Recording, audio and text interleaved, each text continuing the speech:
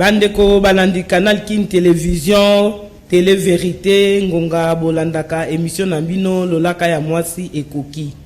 Na lolaka la mwasi ya lelo, tokolobela mingi makambo etali,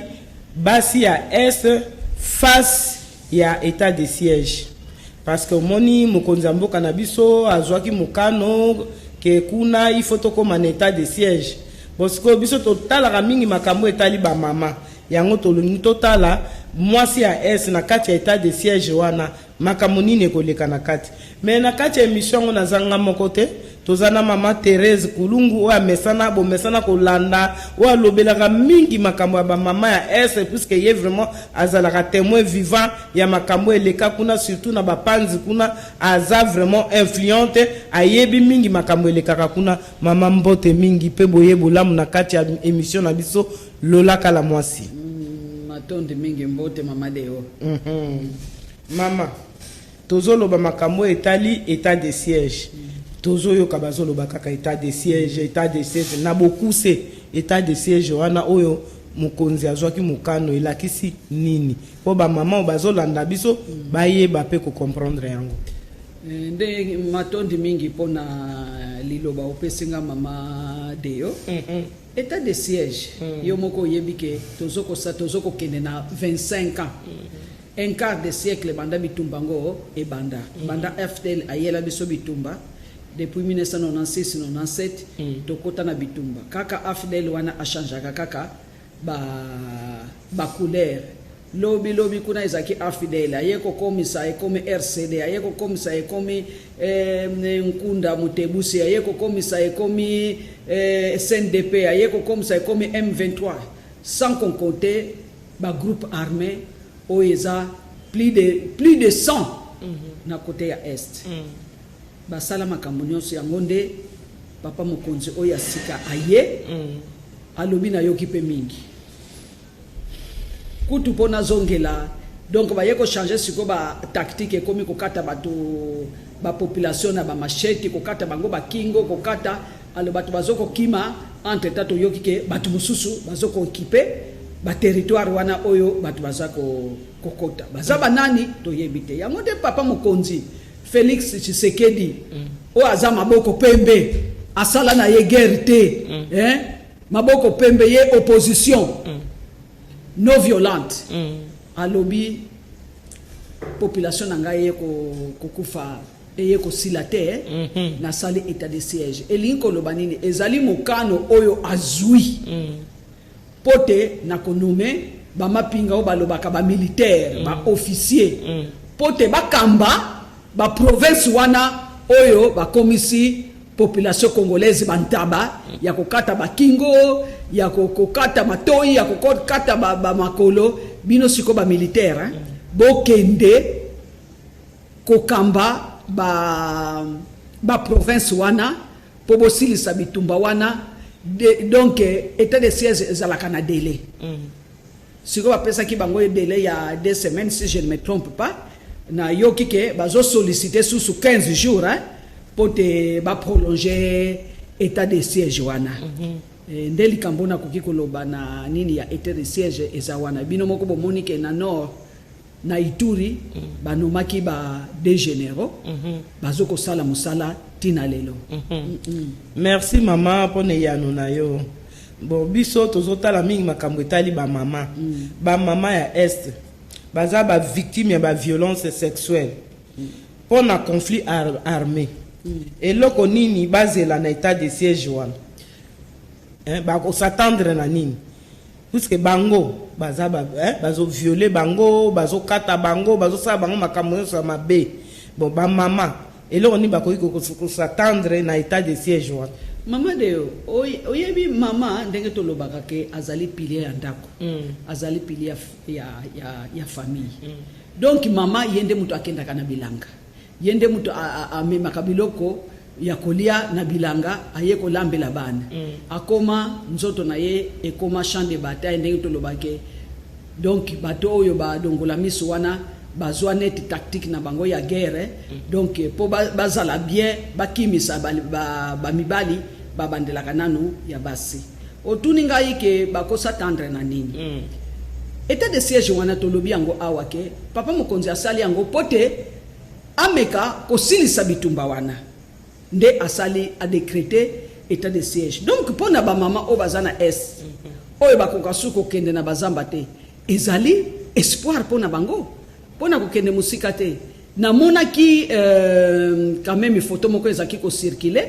que mama moko kuna na bamboka kuna na zamba azoko pesa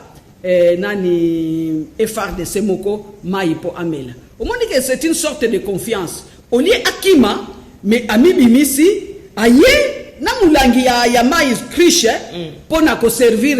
FRDC. Donc place on a moni quand même que population ezala kaka basité mais batu o bazakuna et pesi bango esengo. Que yangi koloba bazana moi espoir que bazana espoir que siège o ekosunga bango ekosunga bango. Donc FRDC na biso ba koteli bango et que tout le monde est déterminé, gouvernement est déterminé, président de la République est déterminé, na bato oyo pe batie wana bazali penza bana mboka baza déterminé pona kosilisa makambo wana tozoko mona quand même ba exploit o bazoko sala ke bazoko déloger ba groupes armés et puis bazo sala appel na ba groupe armé o mususu ba déposer ba minduku na bango parce que quand même pendant 25 ans ba groupe armé ba défier armé mobimba ya mboka mobimba atakutu ba armé mususu ezaki kokota. Mes chers amis, na mboko tozali ezali sous-continent, quelle est cette armée qui peut tenir tête na FRDC ce qui complicité ezalité yangonde siko bana mboka na population en tout cas bazana espoir que état de siège oyo ekosilisa bitumba wana et puis eko déloger ba groupe armé na makamunyo soto yoka ki ba infiltrer na kanisi ke na ba infiltrer ba kobima et puis ba kotia bango maboko. Merci maman. Bon siko ndenge ba maman hein leur éruption est salamée. Ba maman ebele baza suna bandako akolala te ba kimaki pona kobanga nini ba inconvénient makamunyo sokuna liwa makambebele bele. Siko ndenge bakimaki wana bipai bazokende bakoki kokutana lisusu na mikakatano ya bayini ya mboka te. Bon nyonso wana nga na koloba ke omoni état de siège bakosala pe ba miracle te ke kaka lelo makambango ekosila. Omoni bato oyo ba groupe armé na ba oba entretenaka ba groupe armé oba implanta ba sala plus de 20 ans. Alors siko état de siège bandi sikoyo. Donc batouana ba yebi terrain. Donc batia donc ba comment que oyo na français balobaka. Donc ils opèrent comme s'ils étaient dans un territoire déjà conquis. Donc ce qui to yoki ke ba mama wana ba kimi o population e kimi bakutani na na mikakatano ya ba groupe armé batu basali bango mabe c'est normal parce que likambo oyo combat oya était de siège et aussi la mbala mon côté donc ba foyer de résistance donc comme ekoki aussi la mbala mon côté ceux qui ba pesa bango 2 semaines ndenge zoloba awa 2 semaines eza muke kasi yango pe na monaki ke ba sengi susu 15 jours donc pour ba prolonger les sous état de siège yango donc même ngana le moyen ezate ke ndenge ba bandi bo batika bango libela ba vanda wana mo atamulai ba mama ba pinga wana batie ba kamba kamboka pe pona état de par état de siège te pona sauver bato na biso mais ngana moni ndenge ba prolonger ndenge katozala ki pe na covid ezala ki nini 2 mois 3 mois 4 mois tito koma kina inane bazoko prolonger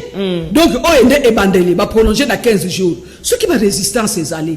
rien n'empêche que va prolonger parce que l'air va bandeli kambo bazoko kende ti résultat et kozala bongo bazonga bakosala te que ça c'est moi qui parle bon bien sûr que ça coûte mais toko mesurer mbongo te na vie ya bato oyo bazoko kufa ngana monique na 15 jours au basengi na parlement abakisa ce qui makambo esilité pona ngai il faut babakisa ti bako éradiquer phénomène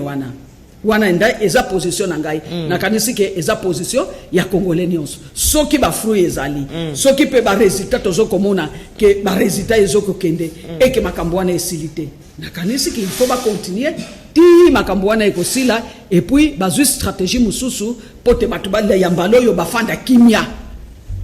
Donc tokoki kozana espoir que état de siège wana ekomemela biso pe na est na biso. En tout cas nga nazali na espoir parce que pe nazokomona ba résultat tozokoyoka pe na ba média et tozokomona pe même na bilili bato baza kuna baza déterminé, même population pe aza déterminé ya ko dénoncer ba mefe wana parce que population pe asi alembi to si to lembi kaka ba population wana pe baza complice, mais kasi ba complice ba ko kangama soko za complice na ya infraction nani sort na yo ezani, il faut kangama, il faut samba, il faut réparer ba makambo osalaki ozoko yoka tendenge bazoko kangaba ba complice oyoka kite meme na gomo autorité moko akangamaki bafundaki yeke yende afinansa kakuna mama likamunyoso ezalaka na ebandeli pe na suka basakani pe mingi, basakani na biso pe mingi. Donc to espérer que to espérer état de siège comme memela biso en tout cas ba maman na biso il faut biso nyonso to coopérer ba maman ba kokende bilanga tranquille, il faut ba kende ozokomona que population congolaise nyonso ba telemi pona ko soutenir FARDC na biso, donc population l'air est telemi, donc c'est pona ko sakana parce que l'air ba telemi no alo qu'il faut ici là bazoko soutenir FARDC pona c'est un message pona ko lobake tibo ko zonga awa likamunyoso esili ezala biso ba crédit tozoko sambela baba nini ba obaza ba na ba moyen bazoko soutenir tozoko mona bipai na bipai bato batelemi likambango balobiki en tout cas ya mbaloyo tolingi to vivre kimia ngai nazana espoir que likamunyoso ezala kana ibandeli likamunyoso pe ezala kana suka nango. Merci maman. Yo za collaboratrice ya Dr Mukwege nakanisi état de siège oyo koki koyeba point de vue na ye na ndenge basali état de siège kuna ye mutaza réparateur ba maman bazaka violenté et tout. Yo collaboratrice na ye nakanisi koki koyeba point de vue na ye mutuneti Dr Mukwege papa maman aza Dr Mukwege mais azwa prix Nobel de la paix. Donc niende ngazala wana a symboliser la paix. Donc il ne prône que la paix. Paix ukoko ya ndenge nini. Lero basali état de siège wana et que basili si bitumba wana. Il ne peut qu'encourager ça. Position na ye en tout cas ezako appuyer kaka état de siège wana bitumba esila ba mama ba violer bango lisusu te ba kende na bilanga na bango ba mema biloko ya kolia pona ba famille na bango ba memelaka yepe lisusu bino bokanisi ke komonaka ba atrocité wana eza bien et ça la kaye bien, mais il faut vivre avec lui, il faut vivre avec son équipe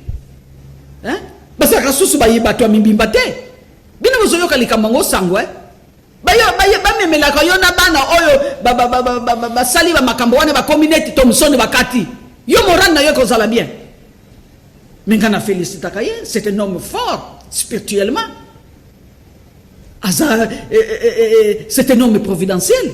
parce que si pote ba biloko wana te ngana yebi no l'une de nos psychologues na panzi akraka na mona pe bato ebele o soki omoni à force ya komona ka ba biloko wana ba comportement échangeant, donc ba victime bazali na ba victime directe na ba victime indirecte na makambo yo essaye sengote bo mutala ka ba biloko abuzoba ndenge wana tozoko mona ngo na bilili na ba image mango bazoko vivre ngo mama lero mona kanga awa o mama atombokaka ozomona ke traumatisme comportement nga ezalaka boyete à force ya koyoka à force ya komona ba biloko wana ça dérange ça dérange, donc biso nyonso ndenge toza ba victime psychologiquement na ba comportement échangeant eza bien te mama ye en tant que prix Nobel de la paix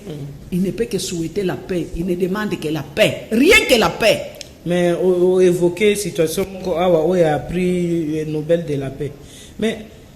nini régime où est le kaki il y a qui prix Nobel wana na régime où est le cas, on dirait le kaki kaka bongo inaperçu basala eloko moko te ba considérer yango te maman bazoko pesa ye prix na Oslo monde entier baza braqué na ba télévision na ba nini pona kotala mutu azoko honoré dans le monde entier biso awa na place à RTNC batiaki nini batiaki match soki ya match nini kutu ya Congo te soki match nini wana ezaki koleka soki Kyrgyzstan soki Yougoslavie soki nini wana ezaki neti sabotage mais bango nde bato bazaki saboter parce que la kisaki ke bazama yele te papa mama na loba na yo nini na bandiko loba awake Tshisekedi ye loba ndenga ye pouvoir mais maboko na ye eza pembe mais ba baleki mais eza ba ancien belligérant il se reproche de quelque chose le docteur Mukwege azoko dénoncer azoko loba ke viol comme arme de guerre ba yebi ndenge batinda ka ba armée ba groupe armé ndenge ba monta ba armée na bango et violer yango nde sala ka bango passe parce que du moins le docteur Mukwege a risqué sa vie pour dénoncer pour faire connaître ce qui se passe dans la région à travers le monde entier mais gouvernement oeleki alobaki yango au contraire oyo muto azaki koloba akomaka gênant pona bango balingi vérité te balingi ko yoka justice te balingi ko yoka réparation te balingi ko yoka makambo kimia te siko bino bozaba nan bolingi banan ludibido vula bon mama pour la prix Nobel wana ya docteur Mukwege tokoki ko espérer un jour to célébrer ango d'une façon solennelle tokoki ko espérer ou bien ndenge sila ki wana ke na ngoka bongo sila papa mama ndenge wana te parce que docteur Mukwege ndenge azawana dans un pays qui se respecte aza symbole ngana koki kutu koloba aza autorité morale ya Congo joyeux na place ya Mandela tala Mandela ndenge bazwaka ye valeur na mboka na ye Afrique du Sud soko tangi Mandela Madiba batu mususu akomi kolela parce que Mandela a combattu donc ndenge moko na docteur Mukwege on ne peut pas éteindre l'étoile de quelqu'un boko sala nyonso étoile ya mutu bazipaka ngote na monaki quelque part il y a 2 semaines et c'est alobi que il faut reconnaître le prix Nobel de la paix wana officiellement na Congo et si bandi ezakaka SCT catholique persia loba ba association des droits de l'homme baloba ebele baloba nakanisi ke un jour toko espérer ango et ko salama et bientôt très bientôt et ko salama malam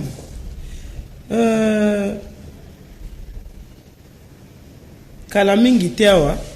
Kagame alobaki mwa babiloko moko boye ederangeaki bakongolais ebele alobi ete toza soki bamarionnette ya bamindele soki ndenge nini docteur Mukwege wana réaction na yo etant que collaboratrice na ye eza nini omoni docteur Mukwege lera yoki babilo bomonaki ke alobaki afandaki na ye calme. Cette fois-ci j'ai vu les Congolais du monde entier s'indigner contre les propos de Kagame, pas seulement les Congolais de l'Est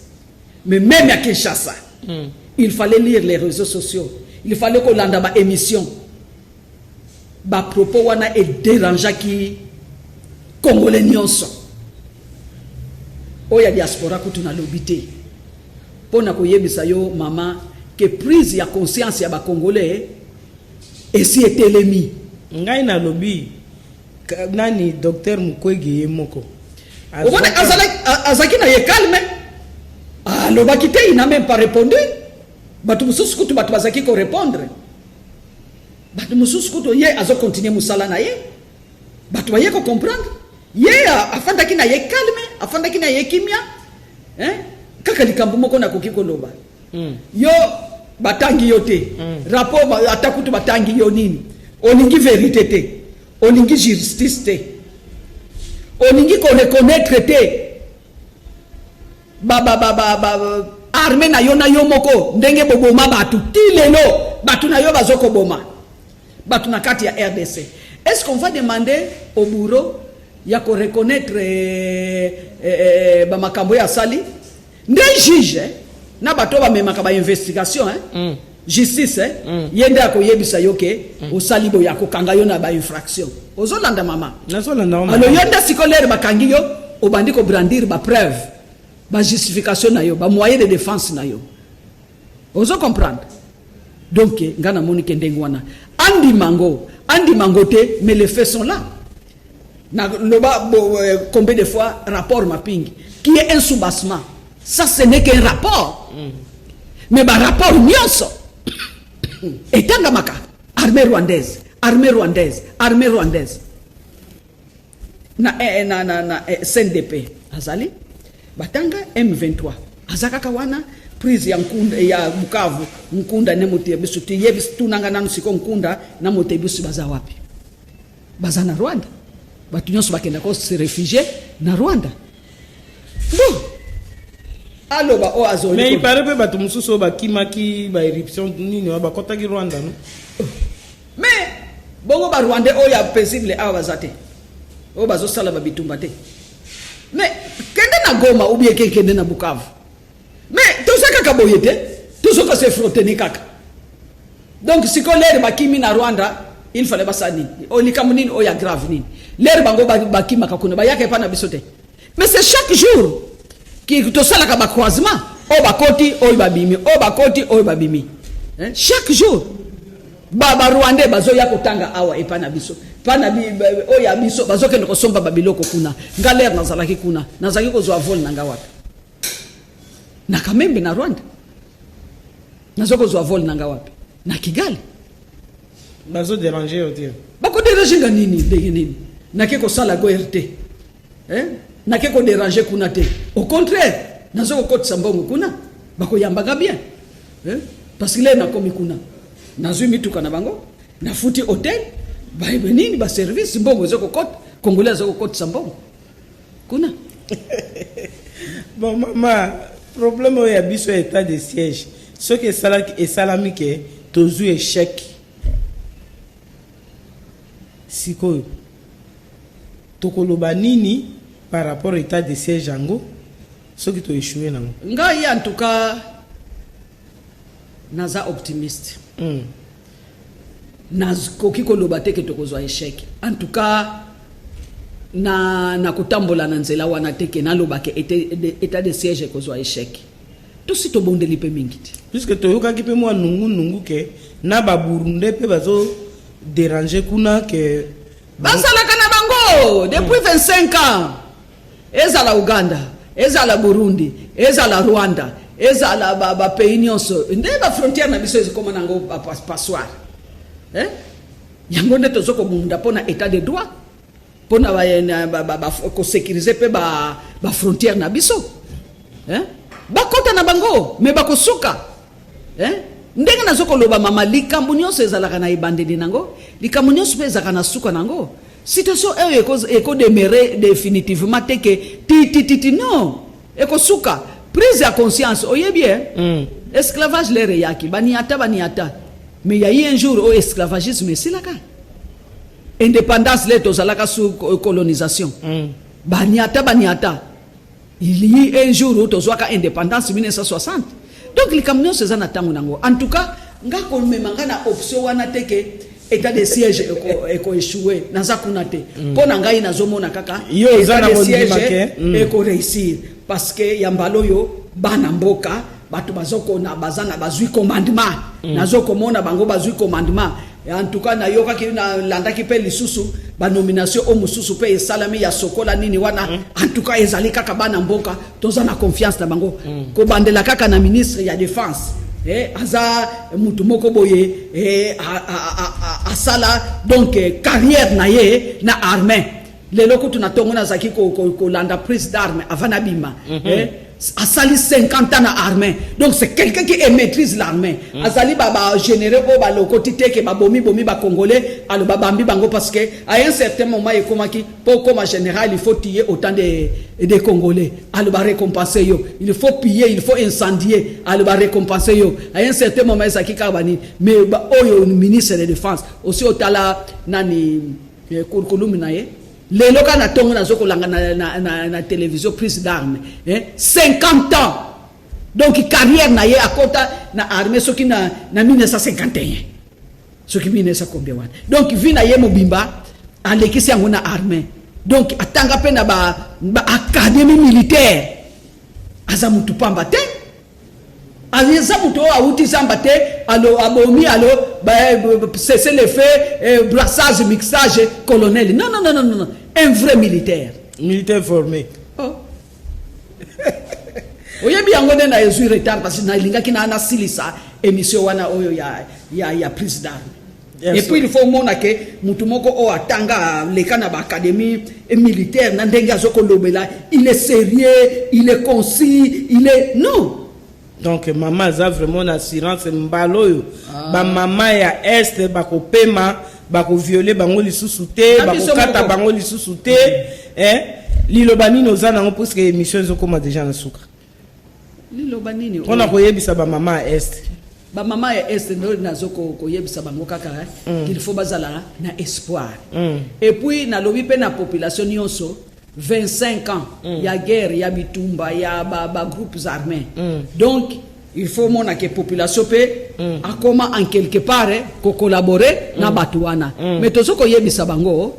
que likambo na likambo ezalaka na tango yango il faut ba dénoncer ba mouvement suspect il faut ba dénoncer na mona ki pe kala na bilili que bakanga ki soki na kati ya ville ya Ituri ba bandi ba 5 bandi ba zake soki na 45 armes de guerre bakanga ki bango na landa ki yango pe na télévision donc bakokaki ko kanga bango ndenge wana te donc c'est-à-dire qu'il y a eu quelque part dénonciation donc tozo ko encourager na ba mama na ba papa population nyonso ba collaborer ba coopérer na armée na état de siège oyo pona ko débouler na système yo oyo insécurité o sala un quart de siècle na mboka na biso na bosana ki mutuna moko ba lobi ke moni place au volcan ezali l'air sala ka ba éruption wana ba mama o ba kendaka bilanga ba sepelaka na yango ba sepelaka que ce qui éruption volcanique on est salami l'air aussi la mabele wana ce qui bazolo na biloko ebimaka ebele donc terre comme ka fertile pour la milona c'est vrai ou faux mama volcan wana soki ezoko kita soki ka uke koma kama bangati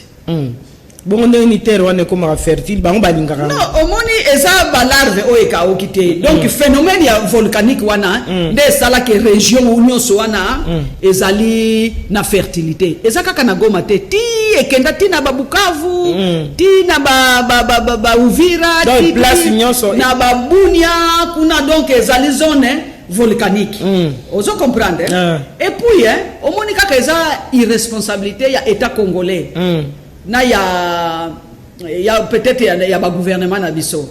parce que au moins comment c'est possible tout autour na nini wana il faut na ba mboka et comment tout autour ya Nyirangongo wana kasi balobi balinga okende musika te ko basala bilanga na bango wana ekobota biloko ebele bazoko kufa te bato bazoko kufa batongi bandako wana l'herbe ezoko koya et ravager bandako et c'est rien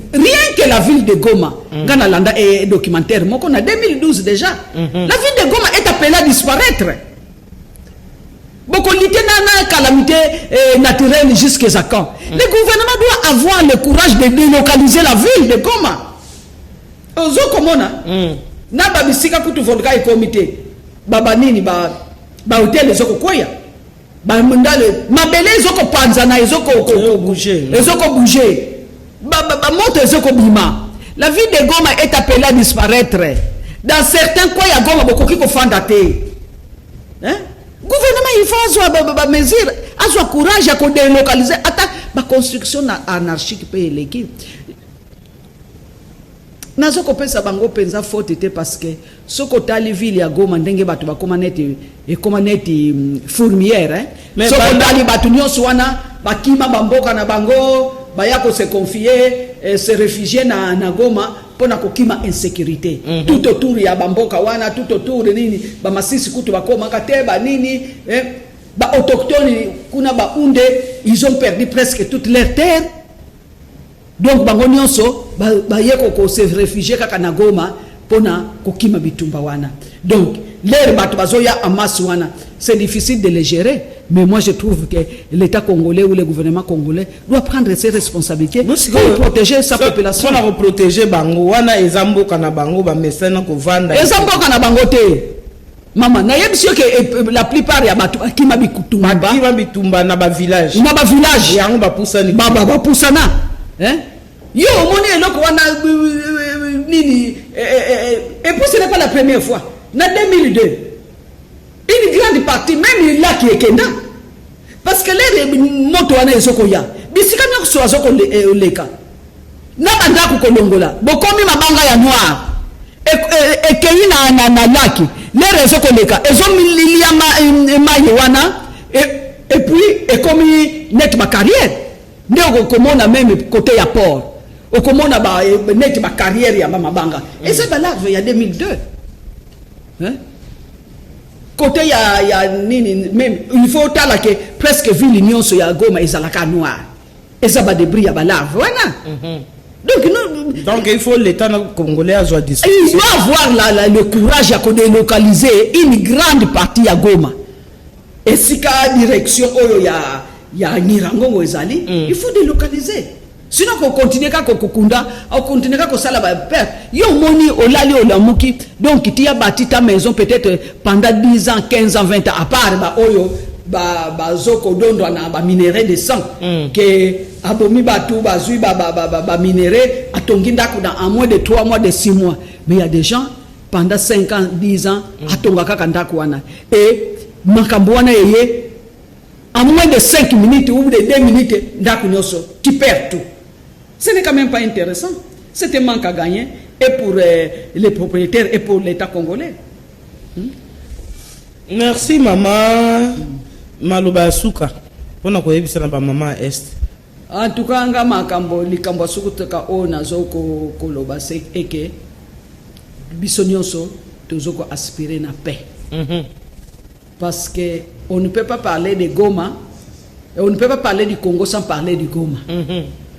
Tokolobela iturité, tokolobela Congote, soki tolobeli iturité. Donc kokata ituri pour kende na mboka mususu ou potozala na accès na ngote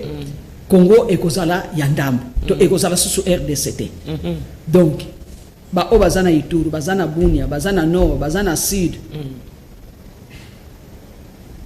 Toza batumoko, toza population moko. Bango peut-être que bazoko souffrir dans la chair. Mais biso tozoko souffrir na mitema totiki bangote tozoko mema bango na mabondeli ba cotisation ezoko salama ba do ezoko salama ba prière ezoko salama donc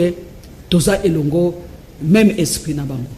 Merci nakanisi bandeko nyonso balandi lo laka la mwase ya lelo pona makambo oyo etali état de siège pona ba mama est mutuna mutazuma 1+ na ye lisusu ya koloba ezate mama Thérèse yasi a expliquer biso a lobby oto yebaki te tozuma 1+ na kati nakanisi mama nyonso aza na este oyo akolanda biso na mukolo lelo akozala na esengo pona ba espoir oyo mama Thérèse aza kopesa ke état de siège na biso ekopesa biso solution. Merci beaucoup na équipe technique ya Canal King télévision o basala ki ke bolanda na bilili nyonso o bolandi lelo nde tokutani na bino vendredi prochain.